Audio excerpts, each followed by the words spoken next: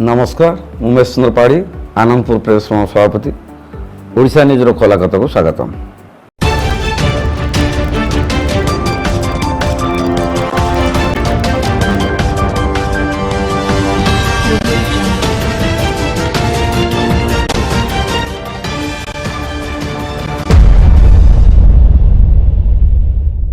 आज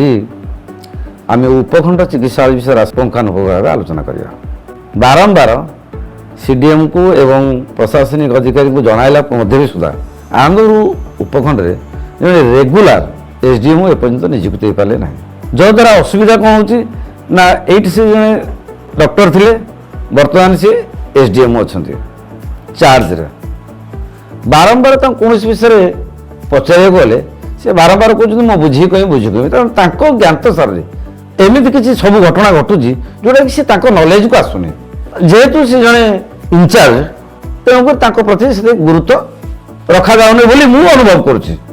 कारण प्रत्येक विषय मुझे प्रथम जना जे विगत दिन में दुई जन डाक्तर एठू पलैले कौन से कौन से निर्दिष्ट कारण विषय एसडीएम को कंटाक्ट कले अवगत ना मुझे बुझे कहि चुपचाप रही जाती से विषय सीडीएम को फोन कले सीडीएम फोन उठाते से खातिर करते किए फोन कला नकला निर्दिष्ट उद्देश्य ना कि निर्दिष्ट लक्ष्य भी नाला बोली सीडीएम को जना पड़े कारण बारंबार तो फोन कले फोन को से कौन करते केवल सी ही जानते से तार उत्तर से कहींपर जे जड़े आगधाड़ी मीडिया आउस फोन करुच्ची किसी से सूचित दवाई गणतंत्र चतुर्थ स्तंभ से खातिर करते किसी आवश्यक ना सी सब जानते सीडीएम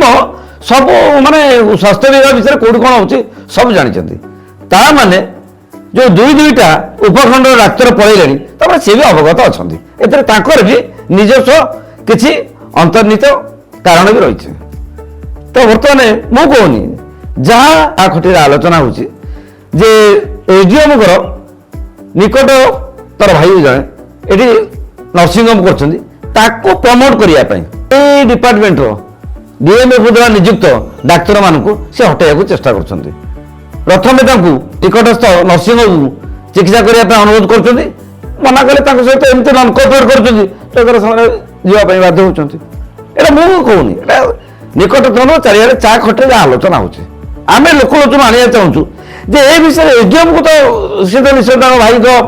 नर्सिंग होम से चेष्टा कले कि सीडीएम को कौन अच्छी बोधे प्रत्येक मसरे किसी मैनेज होती भितर किसी रही जाऊँगी आम तो कहीपर जहाँ आलोचना होती सीडीएम सीधा सड़क अंतर्भुक्त बारंबार जनला पर भी सुधा सी दृष्टि देना बारंबार कही आनंदपुर उपखंड चिकित्सा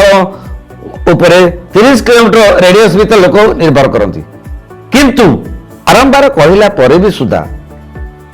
सीडीएम ये विषय पुंखानुपुंख अवगत मु सीधा सड़क मु चैनल मान द्वारा जनइबी एथि संपूर्ण दायी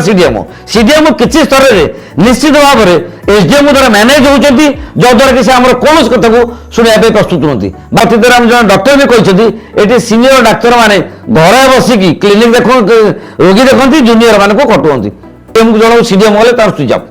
जे सीडीएम को एप्रति गुरुत्व देवा प्रत्यक्ष कारणटा कौन तर आम जनइलु देखु जे अधिक दिन जो मैंने 5 ରୁ 7 वर्ष रही से द्वारा डिस्टर्बांस होती लिस्ट कर आउट कर निकटस्थ पेरी पेरी माटी दि जाऊ गोटे मेडिकल सुधार आने सी भी कर्णपात करना एवं धीरे धीरे डाक्तर मैंने विताड़ित होती भाव में हारासमेंट कराने सीधा सड़क कहले परोक्ष भाव में से जिला स्वास्थ्य अधिकारी खंडर स्वास्थ्य अधिकारी की दायी कर कोअपरेट करना विगत दिन डॉक्टर बारिक जे आमर अर्थोपेडिक से सीधा सड़क आरोप आनते स्थानीय एमएलए को आवश्यकता जिनस कही से समय टालटूल नीति कर शुणी नी उपखंड जे स्वास्थ्य अधिकारी जिला स्वास्थ्य अधिकारी जनइले विश्वास दे नथिले जदि जिला स्वास्थ्य अधिकारी एप्रति कर्णपात न करेंगे आम क्या कहूँ यदि सी से लक्ष लक्ष टंका सरकार तहबिल ये कार्य को तदारख करने जदि एक कथा कर्णपात न करेंगे गोटे उपखंड को अवहेलित रखी आनंदपुर महोत्सव में आम जड़े वरिष्ठ राजनेता कहते आनंदपुर उपखंड एवं सुधा जड़े रेफेराल हस्पिटाल रही जहाँ आसे सागे सागे कटक रेफर करूँ यहाँ गोटे लज्जाजनक विषय नुह कि ବାରମ୍ବାର କହିଲା ପରେ ବି ଯଦି ଜିଲ୍ଲା ସ୍ୱାସ୍ଥ୍ୟ ଅଧିକାରୀ ଉପଖଣ୍ଡ ଅଧିକାରୀ କର୍ଣ୍ଣପାତ ନ କରିବେ, ଉପଖଣ୍ଡ ଅଧିକାରୀ କଣ କହିବା, ସେ ତ ଇନଚାର୍ଜ ଅଛନ୍ତି, ସେ ଇନଚାର୍ଜର ଦହି ଦେଇକି ଖସିଯିବେ। ହଁ ମୁଁ ବୁଝୁଛି, ମୁଁ କରୁଛି, କିନ୍ତୁ ଜିଲ୍ଲା ସ୍ୱାସ୍ଥ୍ୟ ଅଧିକାରୀ ଫୋନ ଉଠେଇବେନି, ଯୋଗାଯୋଗ କରିବାକୁ ଚେଷ୍ଟା କଲେ ବି ସୁଦ୍ଧା ସେ ଅଣଦେଖା କରୁଛନ୍ତି। ତାହେଲେ ଆମେ କାହାକୁ ଜଣେଇବୁ? ତେଣୁକରି ମୁଁ ଆଶା କରିବି ଯେ ଏ ପ୍ରତ୍ୟେକ ବିଷୟରେ ଜିଲ୍ଲା ପ୍ରଶାସନିକ ଅଧିକାରୀ ଜିଲ୍ଲା ସ୍ୱାସ୍ଥ୍ୟ ବିଭାଗ କଥାବାର୍ତ୍ତା କରି কিভাবে ভাবে উপখণ্ডর চিকিৎসালয়ে সবু বিভাগের ডাক্তার এবং ডাক্তার মানুষ হটাইবা হারাসমেন্ট করা যে দোষী তারপরে কঠোর কার্যানুষ্ঠান হো জেলা প্রশাসনিক অধিকারী অনুরোধ করবু যে জেলা প্রশাসন অধিকারী উপখণ্ডর স্বাস্থ্য সচেতন হয়ে জেলা স্বাস্থ্য অধিকারী নির্দেশ দিও এবং সে তদন্ত করে পরীক্ষা করতু যে আমার অভিযোগ গুড়িক যা যা ঘটনা আলোচনা হচ্ছে মু কৌনি সেটা কেতে ঠিক ভুল এবং প্রকৃত দোষী কি তার করে দূর স্তরে তা কার্যানুষ্ঠান করা ঠিক হয়ে আজর খোলা কথা এইটি রখুছি। নমস্কার।